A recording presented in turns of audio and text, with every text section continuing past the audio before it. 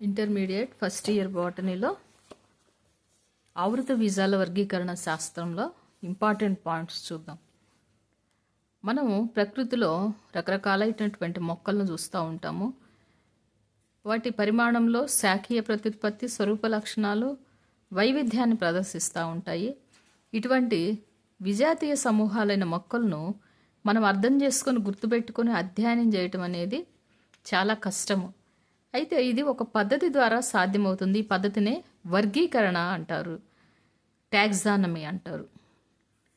ఈ పదాన్ని ఏపీడి కండోల్ 1813 సంవత్సరంలో ప్రవేశపెట్టాడు, టాక్సానమీ అనే పదాన్ని. అయితే స్వరూప లక్షణాల వర్ణన మీదే మాత్రమే కాకుండా ఆధారపడే శాస్త్రాన్ని, స్వరూప లక్షణాల వర్ణన మీద మాత్రమే పూర్తిగా ఆధారపడే శాస్త్రాన్ని, వర్గీకరణ శాస్త్రాన్ని ఏమంటారంటే ఆల్ఫా వర్గీకరణ శాస్త్రం అంటారు.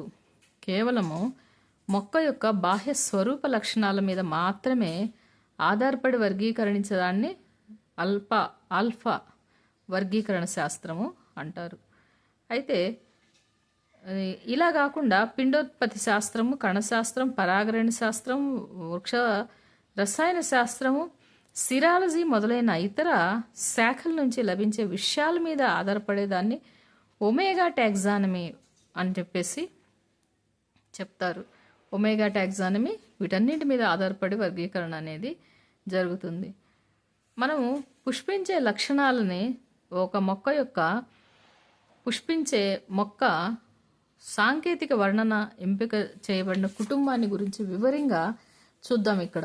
అంటే వర్గీకరణలో రకాలను చూద్దాము. వర్గీకరణలో కొన్ని తీసుకోబడ్డ లక్షణాల ఆధారంగా ఒక ప్రారంభం నుంచి ప్రతిపాదించబడ్డ అన్ని వ్యవస్థలను 3 రకాలుగా విభజించారు. అవేంటంటే కృత్రిమ, సహజ, వర్గ వికాస అనే 3 వర్గాలుగా వర్గీకరించారు. అంటే నిర్మాణాత్మక స్వరూపాల మీద, అంటే గుల్మాలు, పొదలు, వృక్షాలు, లతలు ఆధారపడి ఉంటాయి.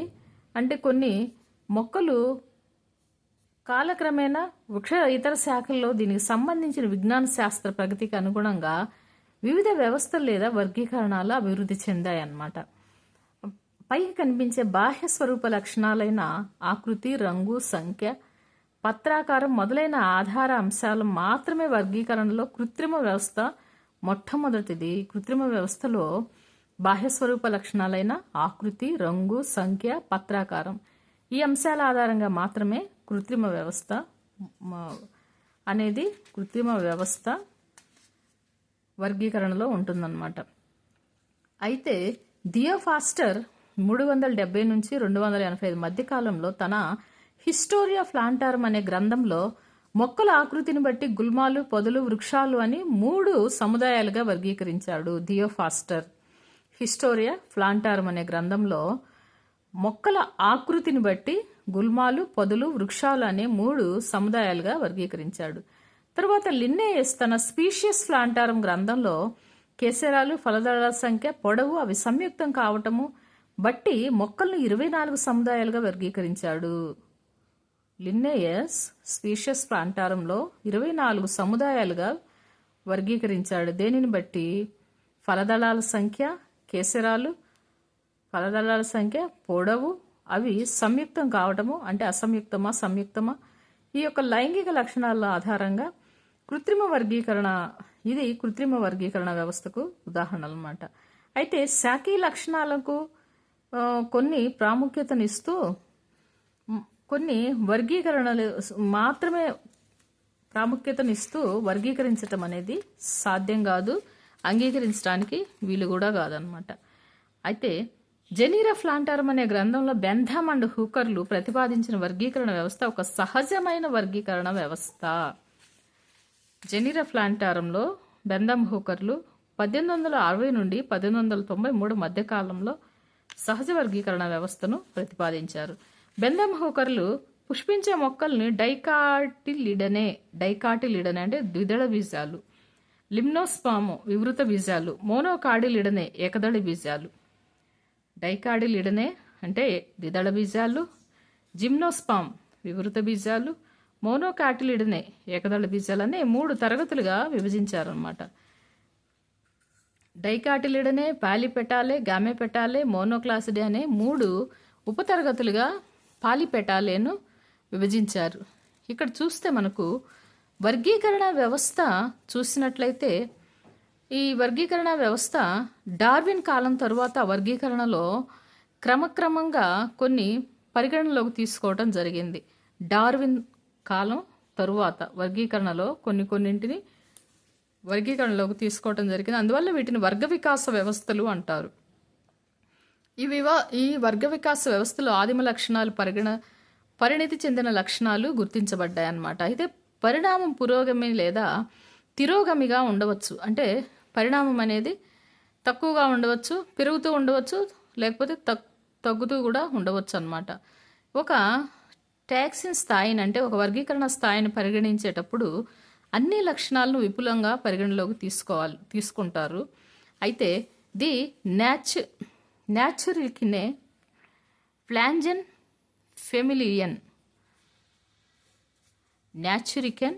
ఫ్లాంజెన్ ఫెమిలియన్ గ్రంథంలో ఎంగ్లర్ అండ్ ప్రాంటల్ ప్రతిపాదించిన వ్యవస్థ ఏంటంటే ఫ్యామిలీస్ ఆఫ్ ఫ్లవరింగ్ ప్లాంట్. పుస్తకంలో హచిన్సన్ ప్రతిపాదించిన వ్యవస్థలు వర్గ వికాస వ్యవస్థకు ఉదాహరణలు.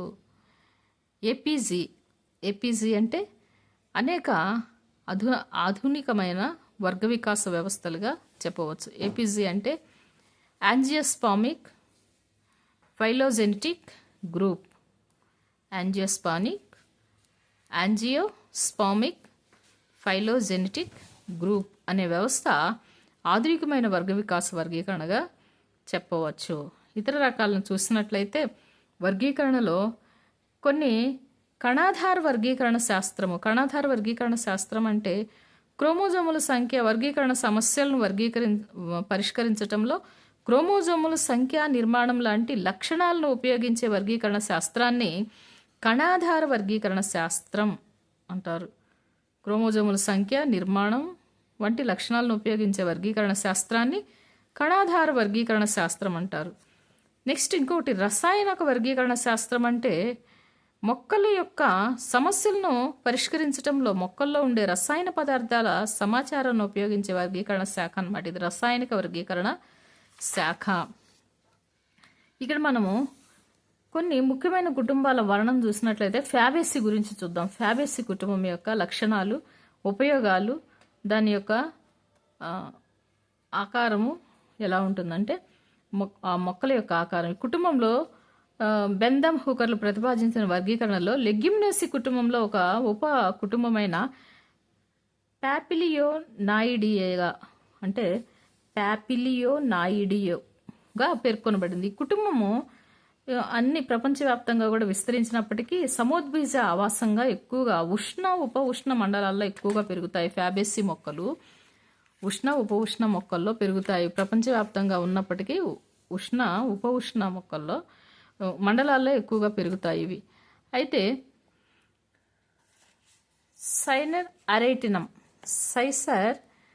సైసర్ అరైటినం శనగలు, నెక్స్ట్ క్రొటలేరియా జెన్షియా జనుము, నెక్స్ట్ డాల్కా స్లాబ్ చిక్కుడు, నెక్స్ట్ లాబెడియా లాటిఫోరియా ఇండియన్ రోజ్వుడ్, గ్లైసిడ్ మ్యాక్స్ సోయా చిక్కుడు, డెర్రిస్ ఇండికా గానుగ, ప్యాసియోలస్ మ్యాంగో మినుములు, ప్యాసియోలస్ అరియస్ పెసలు, ఫైనస్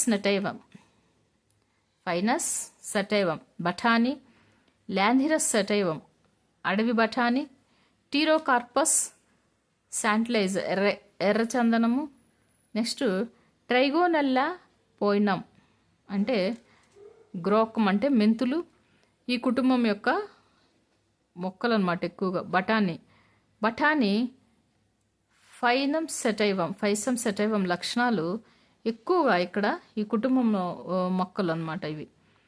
నెక్స్ట్ వీటి యొక్క శాఖీ లక్షణాలు చూస్తే ఎక్కువ గుల్మాలు, పొదలు, వృక్షాలు, బలహీనమైన కాండం గల తిరుగుడు తీగలు లేదా నులి తీగలు సహాయంతో ఎగబాగుతాయి.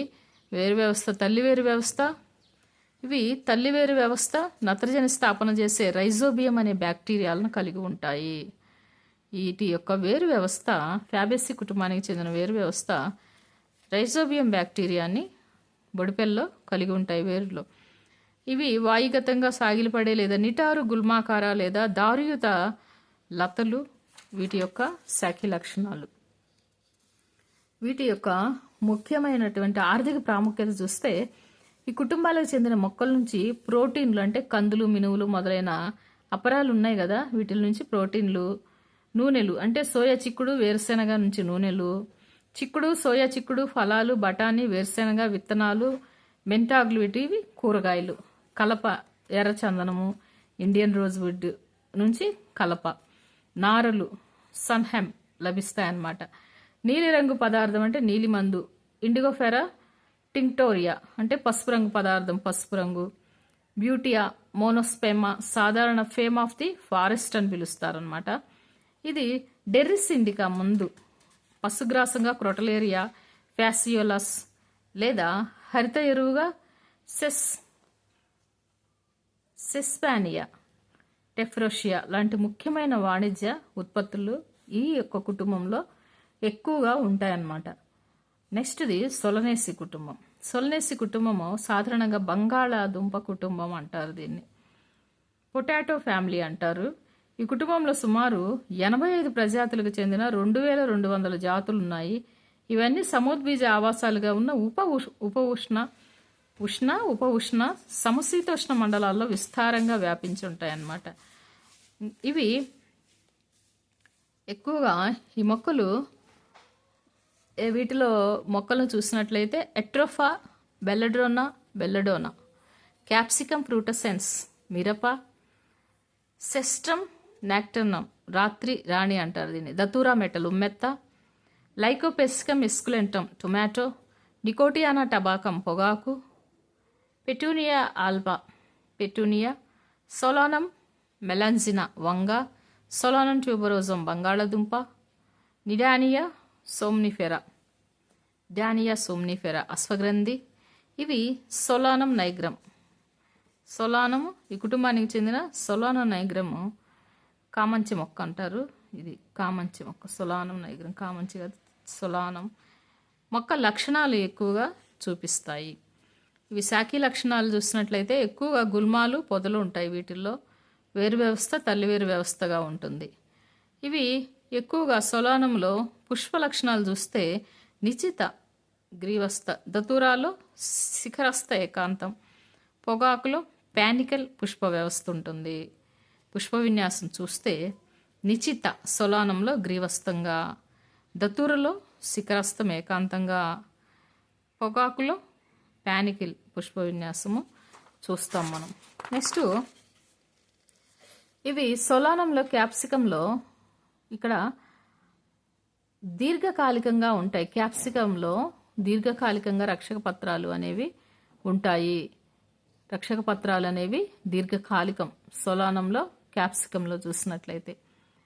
నెక్స్ట్ ఆకర్షణ పత్రావళి దతూరులో మెలిదిరిగిన పుష్పరచన ఉంటుంది. మెలిదిరిగిన పుష్పరచన దతూరులో ఉంటుంది. ఏ కుటుంబం అంటే మనకి ఇక్కడ సొలనేసి కుటుంబం, సొలనేసి కుటుంబంలో. నెక్స్ట్ ఇక్కడ ఆర్థిక ప్రాముఖ్యత ఎక్కువగా చూసిన ఫలాలు చూస్తే మృదుఫలం క్యాప్సికం, సోలానం, లైకోపెసికం లేదా గుళిక, దతూరాలో నికోటియానా. విత్తనాలు అనేక విత్తనాలు ఉంటాయి. అంకురచ్ఛద రహిత విత్తనాలు ఉంటాయి దీనిలో, అంకురచ్ఛద రహిత విత్తనాలు. వీటి యొక్క ఆర్థిక ప్రాముఖ్యత చూస్తే ఈ కుటుంబం నుంచి మొక్కల నుంచి కూరగాయలు ఎక్కువగా అంటే టొమాటో, వంగ, బంగాళదుంప. నెక్స్ట్ సుగంధ ద్రవ్యాలు చూస్తేనేమో సుగంధ ద్రవ్యాలేమో నెక్స్ట్ మిరప. నెక్స్ట్ మందు మొక్క బెల్లడోనా, అశ్వగంధి. మందు మొక్కలు చూస్తే బెల్లడోనా, అశ్వగంధి. కొన్ని పిటూనియా రాత్రి రాణి, పగటి రాజు అంటారు దీన్ని, అలంకరణ మొక్కలు అనమాట. ఈ మొక్కల నుంచి వెలువడే రసాయన పదార్థాలు ఔషధ గుణాలను కలిగి ఉండటం వలన మాకోయి కామంచి ఔషధ గుణాలను కలిగి ఉంటాయి. పొగాకు నుంచి నికోటిన్ అనే ఆల్కలాయిడ్ లభిస్తుంది. ఇక్కడ పొగాకు నుంచి నికోటి అనే ఆల్కలాయిడ్ లభిస్తుంది. నెక్స్ట్ లిలియస్సి కుటుంబం చూద్దాం. లిలియస్సి కుటుంబం ఈ కుటుంబంలో సాధారణంగా లిల్లీ కుటుంబంగా పిలుస్తారు. లిలియస్సి కుటుంబాన్ని లిల్లీ కుటుంబంగా సాధారణంగా ఇది పిలుస్తారు.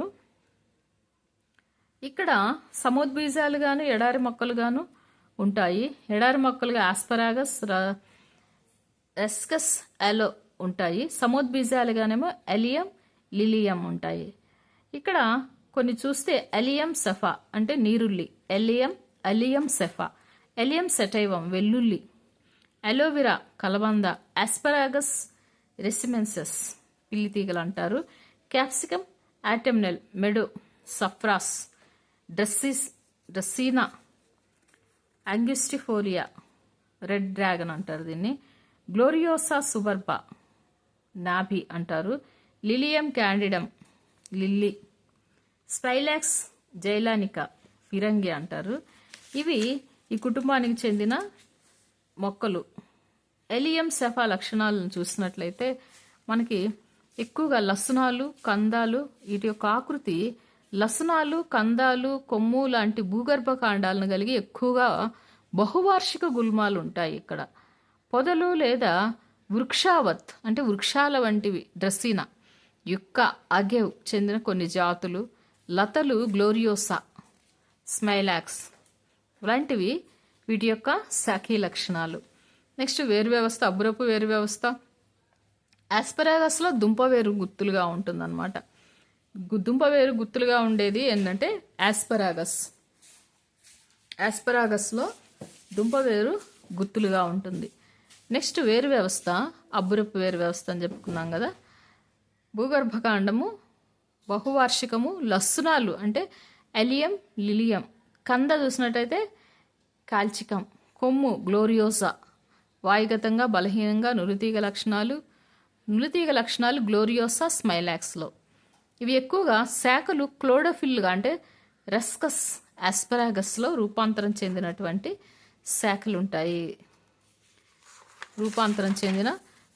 ఉంటాయి. అయితే ఇవి పుష్ప లక్షణాలు చూసినట్లయితే వీటి యొక్క పుష్ప లక్షణాలు ఏకాంతర నిశ్చితము లేదా గుచ్చము లేదా అనిశ్చిత పుష్ప విన్యాసం దీనిలో మనకి కనిపిస్తుంది. ఇక్కడ కేసరాలు 2 వలయాల్లో ఉంటాయి. నెక్స్ట్ అండకోశం త్రిఫలదళ సంయుక్త ఊర్ధ్వ అండాశయం త్రివిలయుతం అండాశయం చూస్తాం ఇక్కడ. నెక్స్ట్ పరాగ సంపర్కం పుంభాగ ప్రథమోత్పత్తి లేదా స్త్రీభాగ ప్రథమోత్పత్తిగా ఉంటుంది.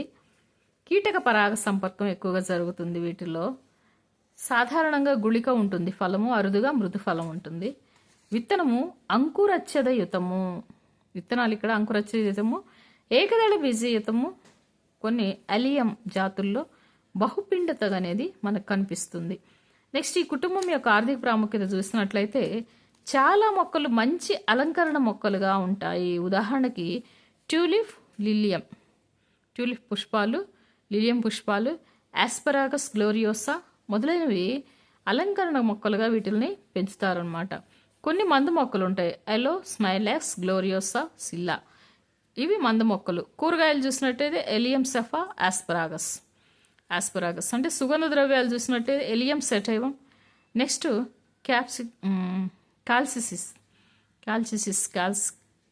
కాల్సికమ్ ఆటోమ్నెల్. ఇవి ఈ కుటుంబం యొక్క ఆర్థిక ప్రాముఖ్యత కలిగినటువంటి మొక్కలు. సొలనేసి కుటుంబం యొక్క ఆర్థిక ప్రాముఖ్యత కలిగినటువంటి లిలియేసి కుటుంబం యొక్క ఆర్థిక ప్రాముఖ్యత కలిగినటువంటి మొక్కలు.